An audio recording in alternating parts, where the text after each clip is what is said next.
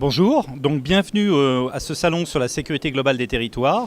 Donc, je m'appelle Christophe-Alexandre Paillard, je suis administrateur civil hors classe, donc je suis haut fonctionnaire et je travaille actuellement au service du haut fonctionnaire de défense et de sécurité, des ministères de la transition écologique et solidaire et du ministère de la cohésion des territoires.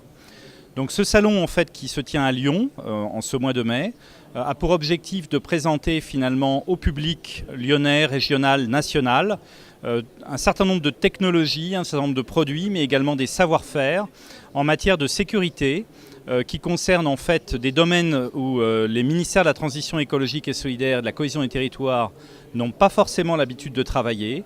Et donc notre souhait aujourd'hui, avec le cabinet et la revue Préventic et Préventica, donc c'est également de diffuser dans le grand public, auprès des décideurs d'opinion, dans différents médias, donc cette connaissance de la sécurité dans un monde qui actuellement évolue énormément. Nous avons deux phénomènes concomitants. Premier phénomène, un phénomène général de mondialisation, et un deuxième phénomène qui est en fait une demande croissante dans tous les pays du monde, et en particulier dans les pays européens, pour plus de sécurité.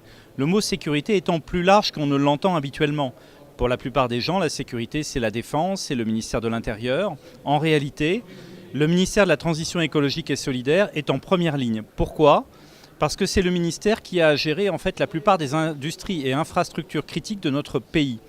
Sur 200 opérateurs d'importance vitale, donc 200 très grandes entreprises françaises qui jouent un rôle clé dans la sécurité de notre pays, ce ministère en gère 120.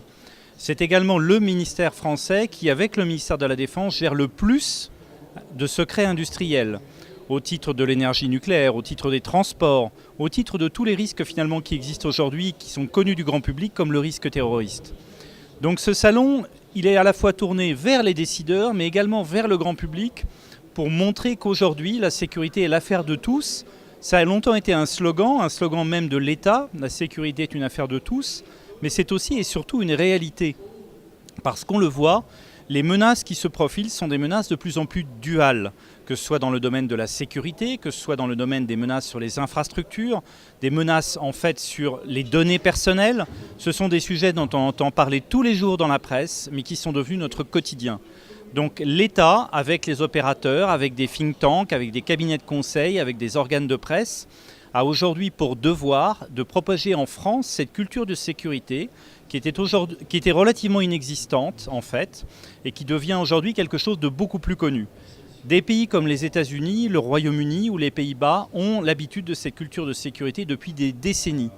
D'ailleurs, les services de renseignement britanniques ont forgé la légende du cinéma, du roman, de fait de l'ancienneté de leur capacité. Aujourd'hui, nous, Français, nous n'avons pas à rougir de tout cela.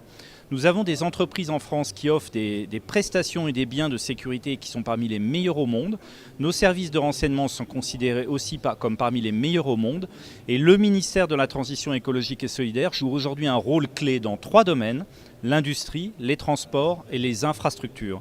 Et donc pour toutes ces raisons, je souhaitais vous présenter ce que nous faisons aujourd'hui au sein de ce salon de la sécurité globale des territoires, parce qu'il nous apparaît très important que chacun puisse avoir conscience que la sécurité est vraiment l'affaire de tous.